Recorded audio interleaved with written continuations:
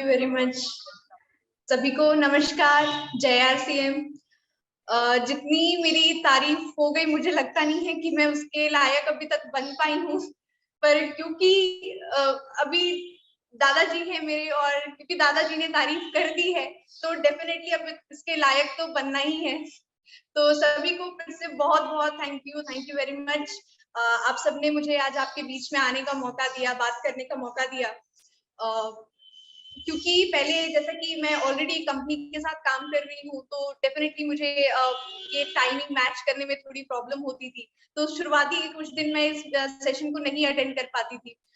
पर कहते हैं ना कि जब इच्छा हो तो ऊपर वाला ज़रूर साथ देता है, तो फिर मेरा वर्क फ्रॉम होम हो गया और उसके बाद तब से कंटिन्यू मैंने एक कोशिश की है कि कुछ भी हो जाए 1 पीएम मीटिंग में तो होना ही है।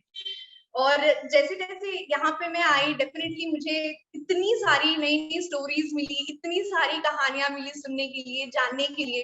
तो मैंने भी फिर मम्मी को बोला कि मम्मी मुझे भी इसका पार्ट बनना है यार। तो थैंक यू वेरी मच कि आप लोगों ने इसका मौका दिया मुझे आज। और कहते हैं ना कि एक पेड़, जैसे अगर एक पेड़ की सिंचाई अच्छी हो, उसकी शुरुआती दौर में अगर उसका पालन पोषण अच्छे से किया जाए, उसको सही से पानी डाला जाए, खाद डाला जाए, तो वो बहुत अच्छा खिलता है, बहुत अच्छा उभर के बनता है। तो बिल्कुल वैसे ही मतलब इस चीज की एक लिविंग एग्जाम्पल, जीता जागता साक्षात एग्जाम्पल हूँ मैं, और इस चीज की मुझे बहुत खुशी है। तो मतलब मैं इसलिए बोल रही हूँ क्योंकि मैंने बचपन से अपने घर में, अपने आसपास अगर किसी चीज को देखा है, जाना है, तो वो है आरसीएम। सो मैं ये नहीं बोलूंगी कि मैं कब से आरसीएम कर रही हूँ या कब से आरसीएम को जानती हूँ। मैं तो ये कहना चाहती हूँ कि आरसीएम इज लाइक जब से मैंने होश संभाला है, जब से मैंने कुछ भी जाना है, तब से मैं आरसीएम को ही जानती हूँ। So it's really been a very lovely day कि आप लोगों ने मुझे अपने बीच में आने का मौका दिया, बात करने का मौका दिया। और जो छोटी सी मेरी एक स्टोरी है, छोटी सी एक कहानी जो मैंने अपने बचपन में जी है, उसको आज आप लोगों के बीच में प्रेजेंट करने का मौका दिया। और इतने बड़े बड़े महारथी हैं यहाँ पे, इनके बीच में मैं आज अपने बारे में कुछ बताने वाली हूँ, तो इसकी तो खुशी ही अलग है मुझे। तो थैंक यू वेरी मच।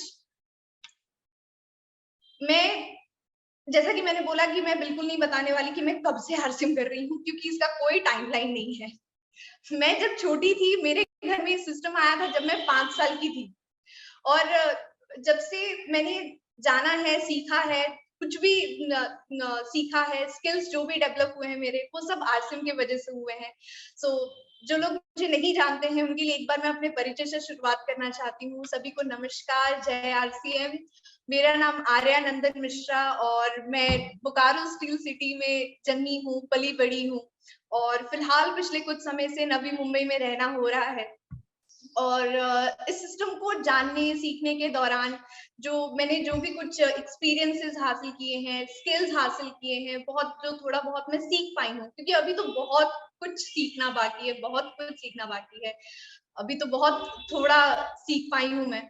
और इसी दौरान मैंने खुद को स्टारपल, मेरी टीम ने, मेरे आसपास के लोग ने, मेरे अपलाइन ने, सबने मुझे सहयोग किया और आज मैं स्टारपल बन पाई हूँ। और इसके अलावा क्योंकि स्टडी, पढ़ाई बहुत ज़रूरी है, रियल लाइफ में जब आप जाते हो तो आपने क्या सीखा है, क्या जाना है, वो आपकी पढ़ाई से कैलकुलेट किया जाता है, मेज़र किया जाता है। तो मैं, मेरी बीबीए चल रही है, अभी मेरी पढ़ाई कंप्लीट भी नहीं हुई है। एक्चुअली मैं लास्ट ईयर में हूँ और इसी के साथ क्योंकि जो स्किल्स मुझे बचपन से मिले, जैसे मैंने अभी बोला कि बचपन से अगर किसी पेड़ को शुरुआती दौर से अच्छा सींचा जाए, तो उसकी ग्रोथ बहुत अच्छी होती है। तो बिल्कुल, क्योंकि मुझे बचपन से ऐसा एनवायरनमेंट मिला, ऐसे लोग मिले आस-पास जिन्होंने मुझे सींचने में, जिन्होंने मुझ में अच्छी क्वालिटी का खाद डाला, बिल्कुल हरित संजीवनी जैसा। तो मुझ में अच्छी क्वालिटी का खाद डाला, मुझ में अच्छे से पानी डाला और मुझे इस लायक बनाया कि मैं अपने स्किल्स को उभार कर एक corporate partnership and alliance manager बन सकूं। तो मैं एक इंटरनेशनल कंपनी में इंटरनेशनल बिजनेस डेवलपमेंट मैनेजर की तरफ से काम करती हूँ और बहुत आसान शब्दों में समझाऊं तो 2 अलग-अलग बड़े-बड़े कॉर्पोरेट, जैसे मेरा एक कंपनी है, इट्स अ बिग कॉर्पोरेट, करोड़ों में उनका टर्नओवर है। तो वैसे ही दूसरे किसी कॉर्पोरेट के साथ उनका टाई अप कराना ताकि उनका बिज़नेस बढ़ सके और उनके बिज़नेस को बढ़ाने की स्ट्रैटेजीज़ बनाना, ये मेरा काम है। तो और इसके अलावा डेफ़िनेटली क्योंकि मेरे पेरेंट्स का बहुत सहयोग रहा, एक चीज़ तो मैं डेफ़िनेटली यहाँ बोलना चाहती हूँ कि मैंने अपने पिछले जन्म में या फिर जब से मैंने जन्म लिया डेफ़िनेटली, एक्चुअली इस जन्म का तो नहीं होगा, पिछले जन्म का ही होगा। पिछले जन्म में मैंने बहुत अच्छा कुछ काम किया होगा कि मेरे पेरेंट्स नंदन मिश्रा जी और कल्याणी मिश्रा जी हैं। क्योंकि डेफ़िनेटली उन्होंने इतना साथ दिया हर बार, हमेशा, हमेशा जो भी मैंने आज तक उनसे कहा है कि मुझे ये सीखना है, ये जानना है या फिर ये करना चाहती हूँ। क्योंकि पेरेंट्स अक्सर नहीं समझते हैं कि बच्चों को क्या चाहिए। बहुत बार ऐसा होता है कि दे फेल टू अंडरस्टैंड कि उनके बच्चे क्या करना चाहते हैं या क्या कर सकते हैं, उनकी पोटेंशियल क्या है। पर मेरे माँ-पिता जी ने मुझ पे भरोसा किया हमेशा, और जब-जब मैंने उनसे कहा कि मुझे ये नया सीखना है, ये नया जानना है, तो उन्होंने मेरा साथ दिया। तो इसी सिलसिले में मुझे पर्सनैलिटी डेवलपमेंट का कोर्स कराया, जिसमें मैं पर्सनैलिटी डेवलपमेंट ट्रेनर कह सकती हूँ खुद को इसके लिए, और न्यूट्रिशन के बारे में सीखने का मौका दिया, न्यूट्रिशन के बारे में जानने का मौका दिया। तो मैं अपने घर की सबसे पहली बच्ची हूँ, मतलब वो जो होता है ना प्रॉपर्ली प्लान्ड किड और सबसे पहला बच्चा, तो डेफिनेटली मेरा लाड प्यार भी उस अलग लेवल पे रहा हमेशा से। मुझे हमेशा से बहुत संभाल के, सहेज के, बहुत प्यार से रखा गया। और ये मेरे कुछ बचपन की तस्वीरें हैं।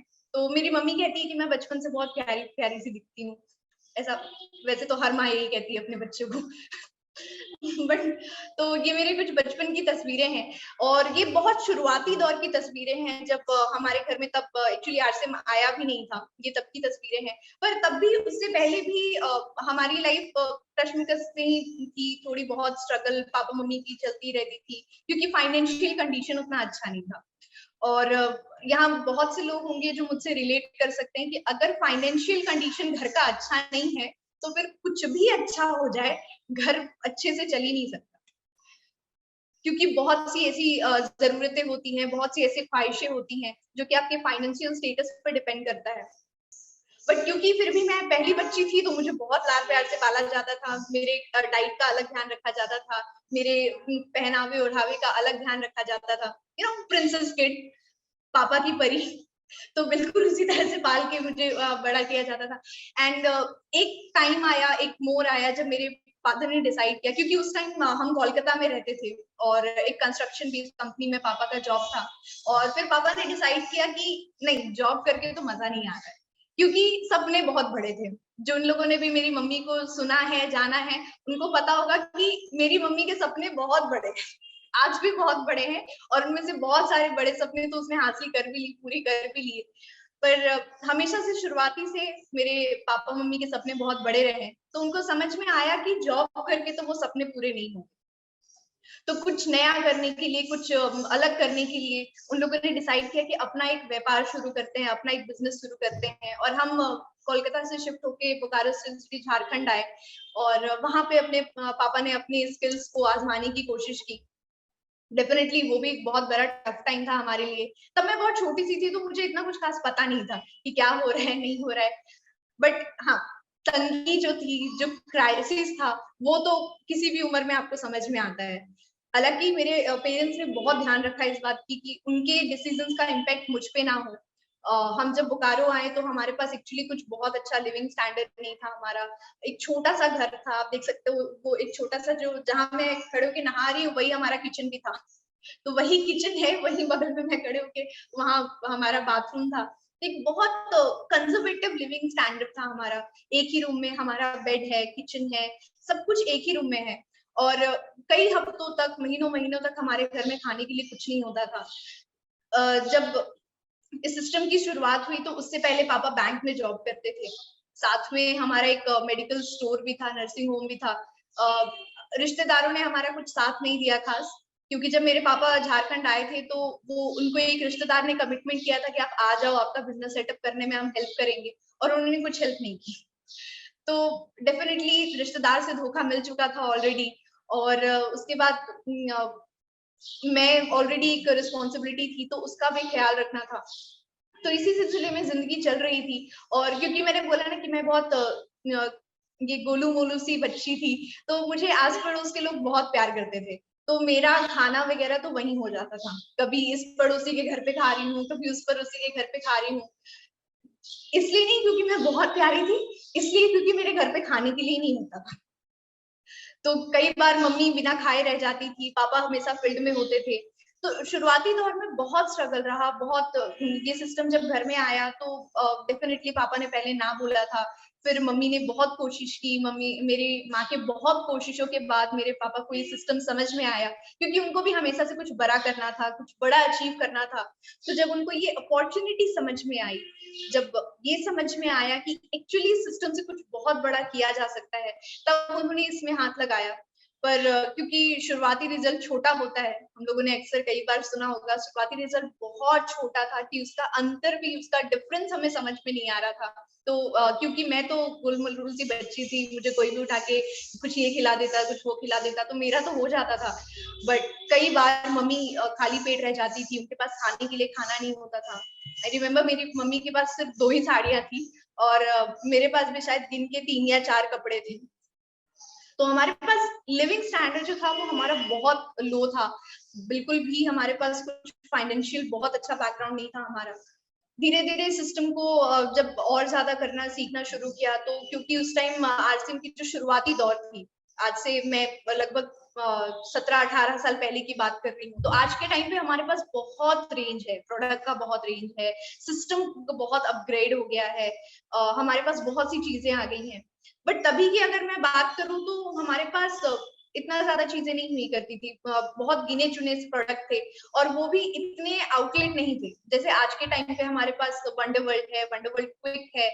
तभी इतना नहीं हुआ करता था। हम बोकारो स्टिल सिटी में रहते थे, और हमें सामान लेने के लिए रांची जाना पड़ता था। तो सिर्फ चाय पत्ती लेने के लिए, 2 साबुन लेने के लिए मेरे पापा बोकारो स्टिल सिटी से ट्रैवल करके रांची जाते थे सामान लेने के लिए। उस टाइम में जो साथ देने वाली चीज थी हमारी, वो था ऑडियो कैसेट्स, जो कि मेरे घर में तब टीवी नहीं हुआ करता था, और जो कि बहुत अच्छी चीज है, मुझे ऐसा लगता है कि बोलते हैं ना कि जो होता है अच्छे के लिए होता है, तो तभी तो कमी लगती थी कि हमारे पास भी टीवी होना चाहिए, हम भी एंटरटेनमेंट का सोर्स होना चाहिए घर में।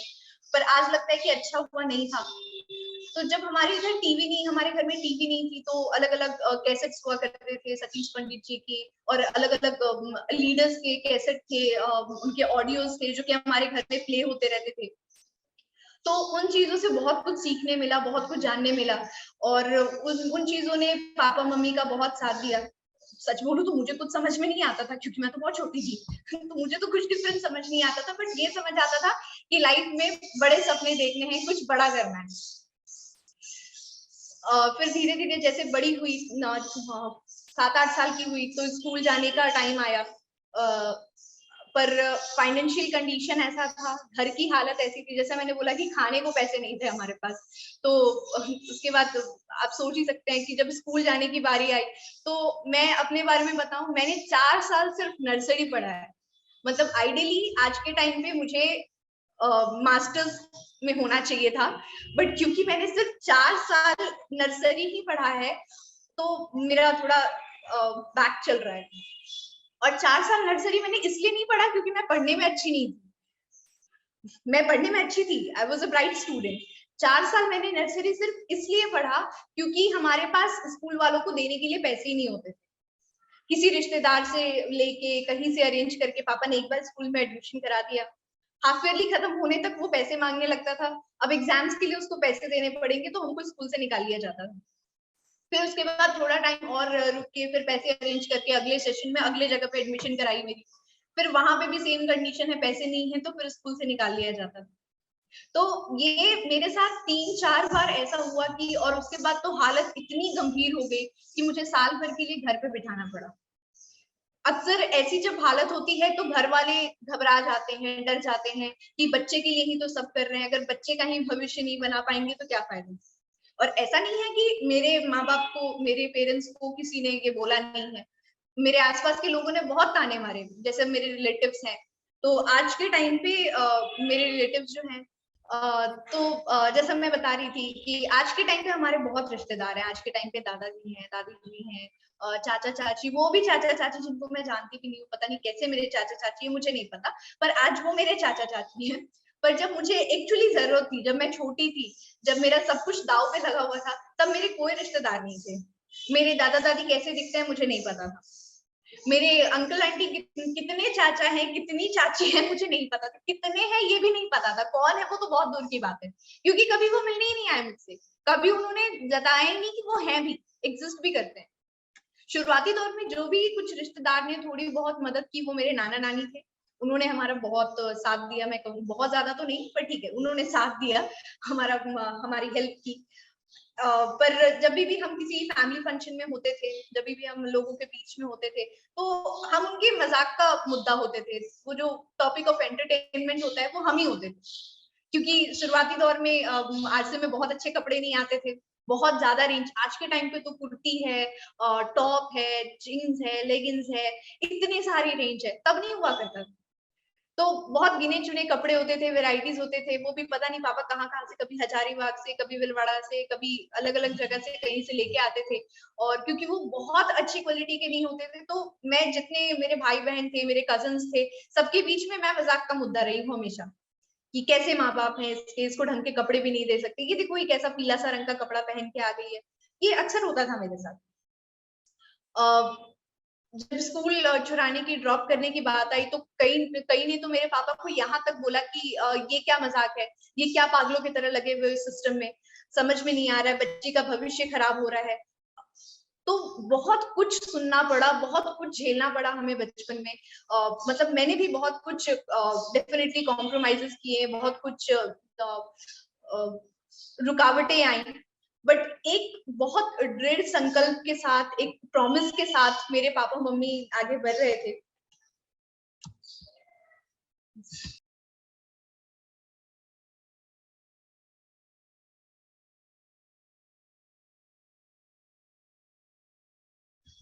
संकल्प के साथ आगे बढ़ रहे थे कि डेफिनेटली उनको कुछ बहुत बड़ा अचीव करना था।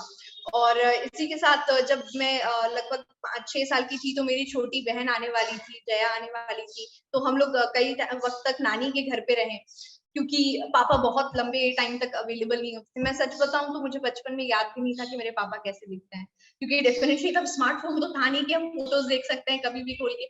और मेरे पापा बहुत लंबे लंबे वक्त तक घर पे नहीं होते थे। लगभग महीने में शायद वो एक दिन के लिए घर पे होते थे। वो भी एक दिन जब वो घर पे होते थे, तो कोई डाउनलाइन है उनके साथ, कोई किसी के साथ वो फोन पे है, या फिर किसी के साथ वो डिस्कशन कर रहे हैं, होम मीटिंग में है। तो मुझे याद भी नहीं था कि मेरे पापा कैसे दिखते हैं। जब मैं थोड़ी बड़ी हुई, थोड़ा हमारा फाइनेंशियल जो कंडीशन था वो थोड़ा स्टेबल हुआ, तो उसके बाद मेरी स्कूल में एक एडमिशन हुई, पर वो बहुत अच्छा स्कूल नहीं था। रीजन ये था क्योंकि हमें ये ध्यान में रखना था कि सारी चीजें मम्मी के आसपास हो, ताकि वो अप्रोच कर सके, ताकि वो सारी चीजें मेंटेन कर सके। क्योंकि जैसा मैंने बोला कि पापा हमारे लिए अवेलेबल नहीं होते थे, वो घर पे नहीं होते थे, मोस्ट ऑफ द टाइम वो बाहर कहीं किसी मीटिंग में होते थे या सेमिनार में होते थे। तो हमेशा मेरी मॉम ने, मेरी माँ ने हर चीजों को हैंडल किया। मेरे बचपन में, मेरे 10 इयर्स ऑफ स्कूलिंग में, रेगुलर स्कूलिंग में, मुझे आज तक नहीं याद है कि मेरे पापा कभी मेरे स्कूल गए हों, कभी वो फी सबमिट करने गए हों, या कभी पीटीएम में गए हों, स्पोर्ट्स डे पे गए हों, इवेंट्स पे गए हों। आज तक कभी मेरे पापा मेरे स्कूल नहीं गए, ना मुझे पिक करने के लिए, ना मुझे ड्रॉप करने के लिए, क्योंकि उस वक्त उनके पास ऑलरेडी इतने चैलेंजेस थे। और कभी हमें इस बात की कमी भी महसूस नहीं हुई। इसका सबसे बड़ा रीजन अगर कुछ है, तो वो मेरी माँ है। उन्होंने चीजों को इतने अच्छे से हमेशा हैंडल किया, क्योंकि मैंने, मेरे भाई बहनों ने, हमने कभी अपनी माँ को उनसे लड़ते हुए नहीं देखा, झगड़ते हुए नहीं देखा कि आप क्यों नहीं हो, आप हमारे साथ क्यों नहीं हो, आपकी जरूरत थी तो आप क्यों नहीं हो। उन्होंने हमेशा सपोर्ट किया, और इसी का रिजल्ट रहा कि हमने भी कभी नहीं बोला कि पापा आप हमारे साथ क्यों नहीं हो। डेफिनेटली मम्मी ने हमें कभी इसकी कमी महसूस भी नहीं होने दी कि पापा नहीं है। हमेशा स्कूल, कॉलेज, हर चीज को उन्होंने बहुत अच्छे से अटेंड किया, बहुत अच्छे से हमारा साथ दिया। और जब थोड़ी बड़ी और हुई, तो उसके बाद फिर हमारा डेफिनेटली, क्योंकि टीम बहुत अच्छी मिली, अपलाइंस का साथ बहुत अच्छा मिला, तो कंटिन्यूअसली हमारा ग्रोथ होता चला गया, हमने बहुत अच्छी चीजें अचीव की। और ये एक फोटो है हमारा जब हम भीलवाड़ा राजस्थान में थे, तब बहुत पहले की फोटो है, जब मैं पहली बार मुझे भीलवाड़ा जाने का मौका मिला था, तब का ये तस्वीर है। और तब तक हमने उसके बाद फिर कंटिन्यूअसली, जैसा मैंने बोला कि हमारा ग्रोथ होता चला गया, क्योंकि जब जब भी आप भीलवाड़ा जाते हो या फिर आप कोई बहुत बड़ा इवेंट हैंडल करते हो, तो उसके बाद आप में एक अलग सा जोश बढ़ जाता है, अलग सा फीलिंग आ जाती है। तो डेफिनेटली मैंने बचपन से ये देखा सीखा, तो मैंने डिसाइड कर लिया था कि करना तो आरसीएम ही है। दिलो जान से आरसीएम करने की कोशिश भी की, और काफी अच्छी सफलता भी मिली मुझे। जैसे ये कुछ फोटोज हैं मेरे होम मीटिंग्स के, जो मैंने 1-to-1 मीटिंग्स की हैं, क्योंकि सीखने के दौरान डेफिनेटली जब तक आप फील्ड वर्क नहीं करोगे, आपको वो कॉन्फिडेंस नहीं मिलता है। जब तक आप 1-to-1 मीटिंग नहीं करो, आपको आपके प्रोडक्ट के बारे में पता ना हो, तो तब तक आपको वो कॉन्फिडेंस, वो पावर नहीं मिलती है। तो मैंने डिस्पाइट, क्योंकि मैं नंदन मिश्रा जी की बेटी थी, फिर भी पापा ने मुझे इंकरेज किया, मम्मी ने इंकरेज किया कि नहीं, तू 1-to-1 मीटिंग कर, तू होम मीटिंग कर, तब तुझे समझेगा कि बिजनेस कैसे वर्क करता है। तो मैंने 1-to-1 मीटिंग की, होम मीटिंग की, कुछ सेमिनार्स में मुझे अपॉर्चुनिटी मिला कि मैं खुद को उभार सकूं, मैं खुद को एक्सप्रेस कर सकूं। और इसी दौरान ये सब करते करते मुझे स्टारपुल जैसी पिन मैंने हासिल की। फिर उसके बाद काम अच्छा चल रहा था कंटिन्यूअसली, बहुत अच्छी सिस्टम है, तो डेफिनेटली अपलाइन का साथ था, पापा मम्मी का साथ था। फिर मेरी 11th-12th, क्योंकि मेरी एज नहीं थी डेफिनेटली, तो मैंने अपने नाम पे आईडी लगाने की जगह मम्मी के नाम पे आईडी लगाई गई, और मैंने उस पे काम किया था। पर बहुत कमेंट्स आ रहे थे, बहुत लोग ऐसा टॉन्ट कर रहे थे कि तुमने खुद ने क्या किया है, सब तो माँ बाप का दिया हुआ मिल गया है तुमको। पापा मम्मी ने इतने दिन से मेहनत किया है, जाके खाली तुम्हें भाषण ही तो देना है, करना क्या है तुम्हें। तो वो मुझे भी थोड़ा सेल्फ डाउट की तरफ लेके जा रहा था, थोड़ा मुझे भी लग रहा था कि शायद सब कुछ बहुत आसानी से मिल गया, फ्री में मिल गया, कुछ करना ही नहीं पड़ा मुझे। तो मुझे भी थोड़ा सेल्फ डाउट लग रहा था कि मुझे एक्चुअली मुझ में ये काबिलियत है क्या, मतलब मैं सच में कुछ कर सकती हूँ क्या, मुझ में वो हुनर है क्या। तो क्योंकि मैं बहुत लकी रही हूँ हमेशा से, मैंने अक्सर मेरी माँ से बोला है कि मतलब मेरी किस्मत लिखते हुए भगवान जी बहुत खुश थे, बहुत ज्यादा खुश थे। तो उन्होंने वो वर्ल्ड क्लास वाली किस्मत होती है ना, वो लिख के दी है मुझे। तो जब मैं बहुत सेल्फ डाउट में थी, तो सुरेंद्र वत्स सर का हमारे इधर आना हुआ, और उनसे मुझे बात करने का मौका मिला 2 मिनट। तो मैंने अपनी ये प्रॉब्लम उनके सामने रखी कि ऐसा ऐसा प्रॉब्लम है, और थोड़ा डिसअपॉइंट फील कर रही हूँ। तो उन्होंने मुझे बोला कि अपने आप को कहीं और आजमा के देखो, कहीं और अपने आप को देखो कि कहीं और तुम अपना नाम खुद से बना सकती हो क्या। तो अगर कर सकती हो तो फिर स्किल है तुम में। तो इसी एडवाइस को फॉलो करते हुए मैंने, क्योंकि पर्सनालिटी डेवलपमेंट का कोर्स किया हुआ था मैंने, तो उस कोर्स के माध्यम से मैंने अपनी मम्मी से रिक्वेस्ट की कि मैं कुछ अलग करके देखूं क्या। और जैसा कि मेरी मम्मी ने हमेशा मेरा साथ दिया है, सपोर्ट किया है, तो उन्होंने मुझे आगे जाने का मौका दिया। और अपने शहर से उठ के इतने दूर अकेले रहने का मैंने डिसीजन लिया, मैंने नवी मुंबई आने का, शिफ्ट होने का डिसीजन लिया। और यहाँ पे मैं एक as a personality development trainer आई थी, एक कंपनी के साथ मैंने खुद को इंट्रोड्यूस किया था as a personality development trainer, आज से 1.5 साल पहले। और 1.5 साल पहले मुंबई आई, और कंटिन्यूअसली जो स्किल्स मैंने आरसीएम से सीखे, जो स्किल्स मैंने घर से सीखे, अपने आसपास के लोगों से सीखे, क्योंकि मेरे पास हमेशा जब भी मैं डिसअपॉइंट होती हूँ, तो मेरे पास डेफिनेटली कोई ना कोई होता है मुझे मोटिवेट करने के लिए। पापा नहीं तो मम्मी, मम्मी नहीं तो पापा, और कोई नहीं तो फिर मेरी इतनी बड़ी टीम है कि कोई ना कोई आपको कॉल करके बता ही देता है कि हाँ तुम ये कर सकती हो। जब भी आपको सेल्फ डाउट फील होता है, आप किसी अपने अपलाइन से बात कर लो, उसके बाद दुनिया का कोई डाउट आपको परेशान नहीं कर सकता है, क्योंकि उनको आपको पता हो ना हो, उनको ज्यादा बेहतर पता होता है कि आप में क्या काबिलियत है। तो डेफिनेटली 1.5 साल का टाइम लगा, और फिर business manager, international business manager, corporate alliance, सब करने का मौका मिला मुझे। और आज के टाइम पे इतना सब कुछ हासिल करने के अलावा आरसीएम में भी आज के टाइम पे, तो इन 1.5 सालों में मैंने एक बहुत बड़ी चीज सीखी है, जो कि मुझे ये एक लौती चीज है जो मैं आरसीएम से नहीं सीखा था मैंने, ये मैंने बाहर से सीखी है कि आरसीएम करने का जो सबसे बड़ा रीजन है, मेरा जो सबसे बड़ा रीजन है, क्योंकि जैसे मैं बता रही हूँ 1.5 साल में अगर मैंने इतना अचीव किया तो मैं आगे और अचीव कर सकती हूँ, अब मुझे खुद पे इतना कॉन्फिडेंस है। पर फिर भी आरसीएम मुझे क्यों करना है? क्योंकि मैं पैसे कमा सकती हूँ, मैं शायद बहुत ज्यादा पैसे कमा सकती हूँ कहीं से, पर जो प्यार, जो सम्मान, जो इज्जत मुझे यहाँ मिलती है, जैसे आज मेरे पास इतनी सारी, मेरे पास जब मैं छोटी थी तो मेरे पास रिश्तेदार नहीं थे, मेरे पास अपने लोग नहीं थे। आज के टाइम पे मेरे पास किसी रिश्तेदार की कमी नहीं है। और ये मैं उन लोगों की बात नहीं कर रही हूँ जो आज अचानक मेरे लाइफ में आ गए, मैं उन लोगों की बात कर रही हूँ जो मेरे लाइफ में बचपन से जिन्होंने साथ दिया है, मेरे आरसीएम परिवार की बात कर रही हूँ मैं। मुझे याद है मैंने बचपन में एक बार मेरे पापा को बोला था कि पापा मेरा कोई बड़ा भाई क्यों नहीं है? तो मेरे पापा ने मुझे बोला कि देखो जो मैं कर रहा हूँ ना, वो जब मैं सफल हो जाऊंगा तो तुम्हारे पास इतने बड़े भाई होंगे कि तुमको कमी नहीं होगी। और आज सच में मेरे पास इतनी सारी चाची हैं, इतनी सारी आंटी हैं, इतने सारे भाई हैं। तो ये जो प्यार, सम्मान, ये जो अपनापन मिलता है, ये मुझे समझ में आया है पिछले 1.5 सालों में कि ये सिर्फ और सिर्फ इसी सिस्टम में मिलता है। ये और कहीं आपको आपको प्रमोशंस मिल सकते हैं, आपको पैसा मिल सकता है, पर कोई इतने प्यार से आपको गले लगाने नहीं आएगा। जैसे यहाँ इतनी सारे लोग हैं जिन्होंने आज मेरी इतनी तारीफ की है, तो इतने प्यार से कोई आपकी तारीफ करने नहीं आएगा जो यहाँ पे सिस्टम में मिलता है।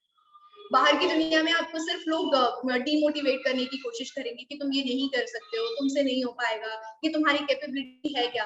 पर जब आप आश्रम में आते हो तो ये सुन के कि आप ये कर सकते हो, आपको एक्चुअली कर लेते हो, आप में वो स्ट्रेंथ हो या ना हो। तो ये मेरा रीजन रहा इस सिस्टम को पिक करने का। और डेफिनेटली अभी तो सिर्फ स्टार पर्ल हुआ है, बट इसके अलावा अभी बहुत। मैम आप म्यूट हो गए हैं।